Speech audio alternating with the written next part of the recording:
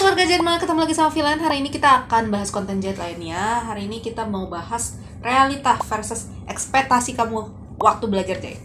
Jadi ini cerita pengalamanku dulu ya, sedikit ya. Jadi waktu pertama kali belajar masuk sekolah tata busana itu waktu SMK, pikirannya tuh, waduh kalau aku bisa jahit berarti setiap minggu aku bisa ganti-ganti baju nih, bisa ada baju baru nih. Tapi ternyata tidak segampang itu ya guys. Nah, kali ini aku akan bahas kira-kira realita apa yang akan kalian hadapi kalau misalnya belajar jahit. Mungkin buat yang udah belajar jahit pasti kalian juga relate banget sama yang aku ngomongin kali ini. Jadi ini dia video kali ini.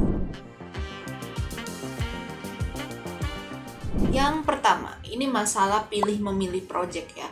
Jadi waktu pertama kali belajar jahit itu biasanya kita punya ekspektasi, oh saya mau bikin baju kayak gini, aku pingin punya baju yang kayak gini. Terus kita kan pasti pernah lihat yang brand-brand mahal dong. Nah, brand-brand mahal ini, oh kelihatannya bagus kayak gini, kalau aku belajar jahit aku bisa bikin yang kayak gini. Tapi ternyata realitanya nggak segampang itu, karena untuk project-project jahit itu dia mesti step by step. Jadi kalau dulu aku belajar jahit itu mulainya misalnya dari bikin rok dulu yang sederhana, terus nanti bikin baju yang ada furingnya, terus nanti bikin dress, terus habis bikin dress yang berfuring terus ada brokatnya, atau mungkin kalian udah mulai bikin jas. Nah biasanya kalau udah ngelengkapin project-project kayak gitu, kamu baru ngerti gimana cara bikin pola yang baju-baju yang kayak merek-merek brand ternama yang desainer itu, karena nggak bisa di skip gitu aja gitu ya. Jadi memang prosesnya itu tidak sesuai dengan ekspektasi kita nih. Kita harus satu persatu dipelajari poin-poinnya. Terus juga kalau seandainya mau pakai furing, berapa lembar-lembar kain, itu juga mesti kita sesuaikan. Dan waktu ngejahit juga sebenarnya nggak segampang itu juga. Ini kita ngomong fair-fairan ya. Tapi aku bukannya mau membuat kalian ciut belajar jahit. Justru inilah kenapa menjahit itu jadi kalau kataku menyenangkan, karena challenging gitu loh. Jadi kalau misalnya kita udah selesai satu, itu kesannya tuh bangga banget gitu, ini baju bikinan aku sendiri, orang lain belum tentu bisa jahit ya. Nah memang kita itu kayak rare item gitu loh, kayak rare people gitu yang berhasil melewati tantangan ini gitu. Jadi kalau seandainya kalian lagi belajar project jahit dan mungkin kalian merasa aduh susah banget gitu ya, jangan berkecil hati, karena aku pun dulu pasti mengalami yang namanya yang kayak gitu ya. Semua penjahit pasti merasakan hal yang sama. Yang kedua adalah mengenai pola. Nah, waktu pertama kali aku belajar jahit, ini aku sedikit cerita lagi bahwa aku itu sebenarnya masuk dunia jahit itu karena aku tidak mau menemukan yang namanya hitung-hitungan dan rumus-rumusan. Tapi ternyata waktu di pola itu banyak banget rumus-rumus yang waktu awal tuh, mungkin karena aku memang gak suka matematika gitu ya. Tapi begitu di awal kenal pola, dapat yang kayak bagi 4 lingkar lubang lengan bagi 2, terus habis itu nanti keluarin 1,5, keluarin 2 cm gitu ya, segala macam, masukin 1,5 gitu ya, kayak gitu kan angka semua ya. Dah di awal-awal itu aku nggak ngeh kenapa rumus-rumus itu bisa diciptakan sama yang awal bikin pola itu, jenis pola itu.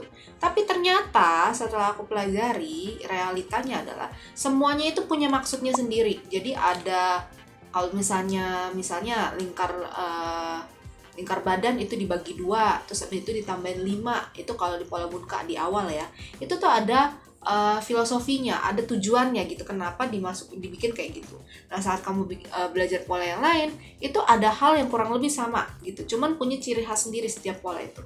Makanya kalau kataku sebenarnya pola itu seperti kayak love and hate gitu loh buat aku ya. Awalnya aku nggak gitu suka pola, aku berpikir udah deh aku lebih fokusin ke jahit aja. Tapi semakin aku belajar pola dan semakin belajar jahit, ini untuk pola dan jahit ya, lama-lama aku lebih senang pola dibandingkan lebih senang jahit. Nah ini mulai kelihatan ya, karena kalau ngejahit itu kalau kataku ya kalau lagi susah teknis gitu ya. Tapi kalau pola itu kita makin ngerti polanya, makin tahu kurang-kurangannya, tambah-tambahannya, bagi-bagiannya gitu ya, dan segala macam. Terus kita udah mulai bisa berimajinasi di kertas pola itu.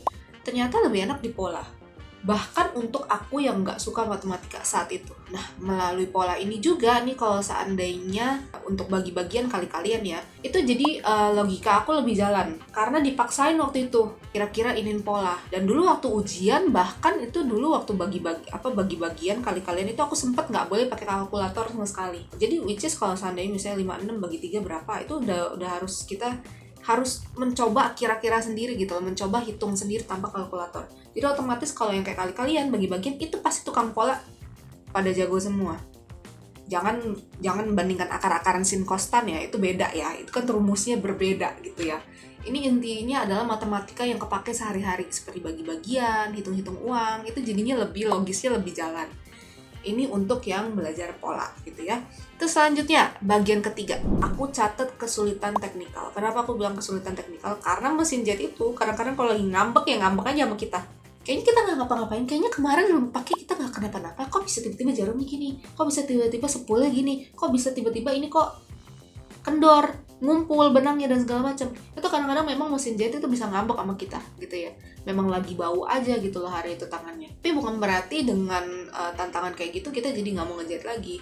It's okay kalau mesin kalian ngambek, kasih waktu dulu gitu ya.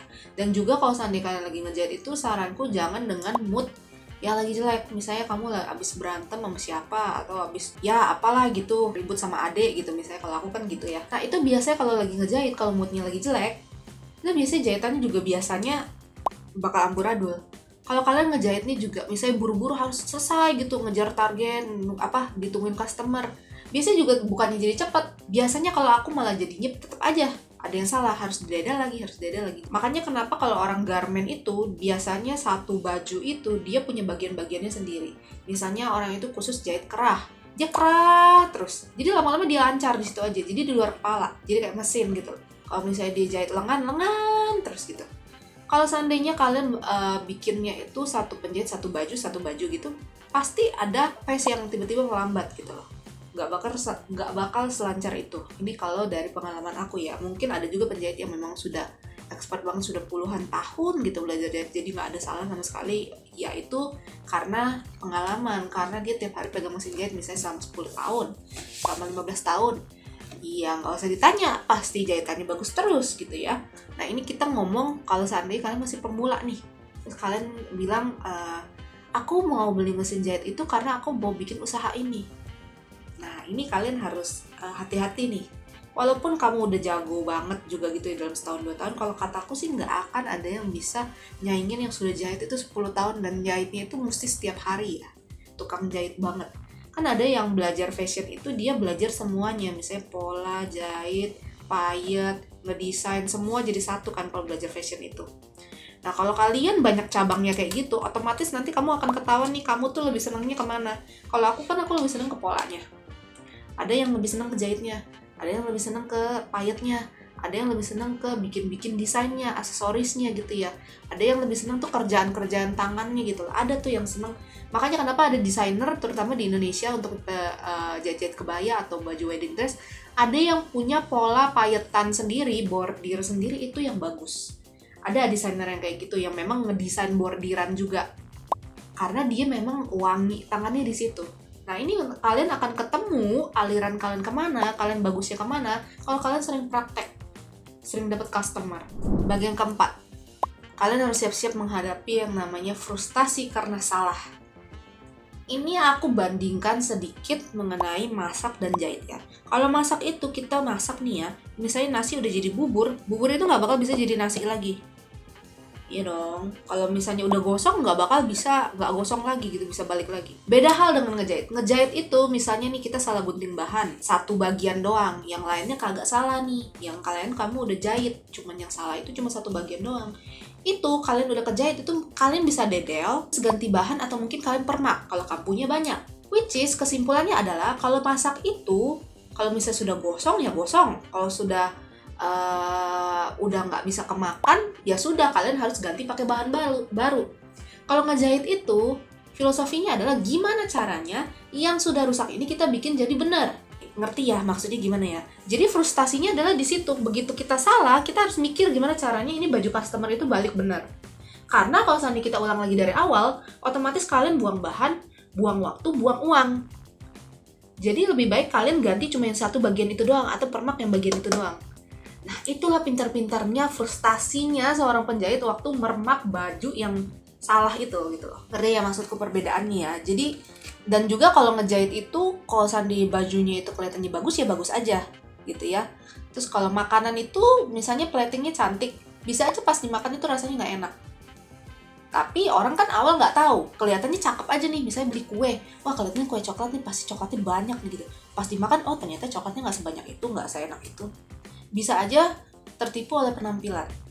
Tapi kalau seandainya baju itu kalau dari awal dipakai orang atau dipakai model, udah difoto atau mungkin patung kelihatannya jelek ya jelek aja, orang nggak bakal mau beli. Berarti nggak bisa ditipu di situ. Sementara kalau masakan itu walaupun bentuknya jelek, misalnya nih kalian bikin kuehnya itu agak gosong-gosong dikit gitu ya.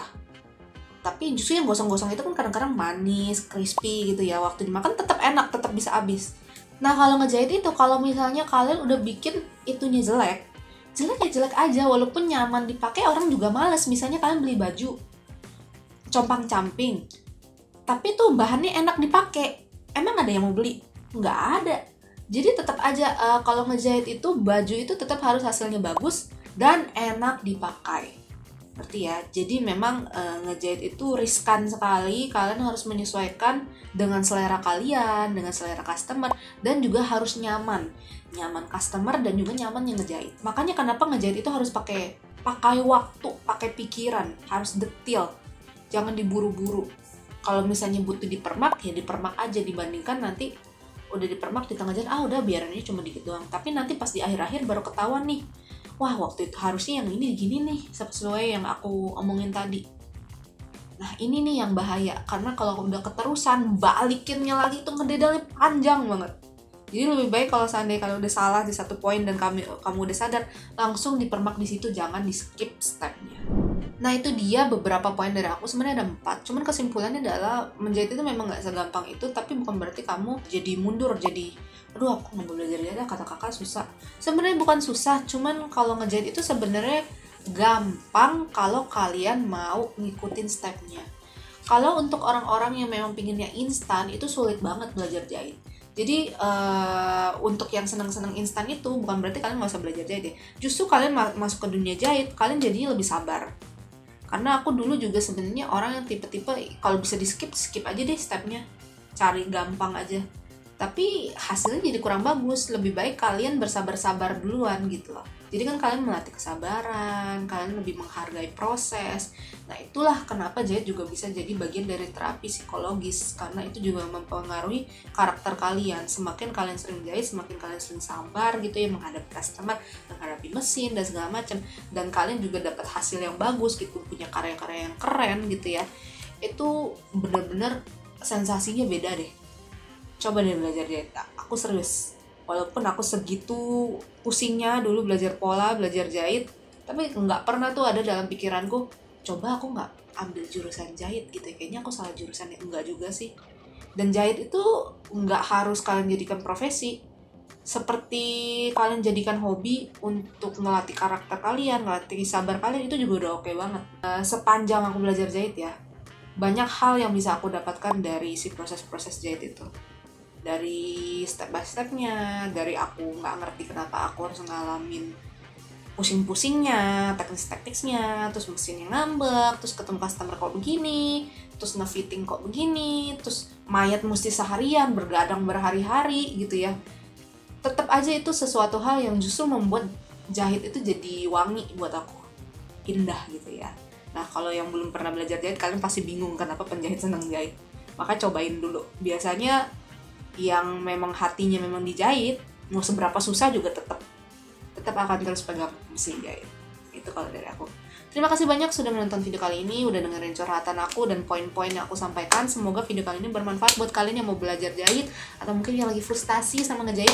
It's okay, pasti badai berlalu, serius. Aku aja udah berapa tahun yang lalu akhirnya bisa juga, lewat juga. Ternyata bisa loh anak yang nggak sabaran itu belajar jahit. Jadi jangan bilang aku nggak sabaran jadi aku nggak mau belajar jahit, nggak juga. Kalau kamu niat ya niat aja, otomatis pribadian kalian yang nanti akan menyesuaikan dengan kurikulum yang ada di jahit itu gitu ya. Kalau kalian mau beli mesin jahit, mau beli peralatan jahit, bisa aja cek di marketplace-nya Jahitmart. Kita punya Shopee, Bukalapak, Lazada, ada web, ada TikTok Shop gitu ya. Aku sering banget ngomongin ini. Jadi kalau seandainya kalian nanya-nanya, kakak cuma beli peralatan jahit atau mesin jahit juga? Ada kok mesin jahitnya juga gitu ya. Bisa dicek aja, dicari. Misalnya kalian mau nyari heavy duty, search aja di marketplace-nya Jahitmart tulis heavy duty, itu pasti keluar semua. Kalau seandainya in case tidak ketemu, kalian bisa chat di DM atau mungkin chat di admin marketplace atau enggak admin WA. Nah nomornya itu ada di description box-nya di bawah gitu ya. Jadi tanya-tanya aja, bisa aja di marketplace itu lagi error, makanya barangnya nggak muncul. Oke, ingat kalau mau beli peralatan jahit jangan selalu ada, terlengkap, termurah, terpercaya. Bye.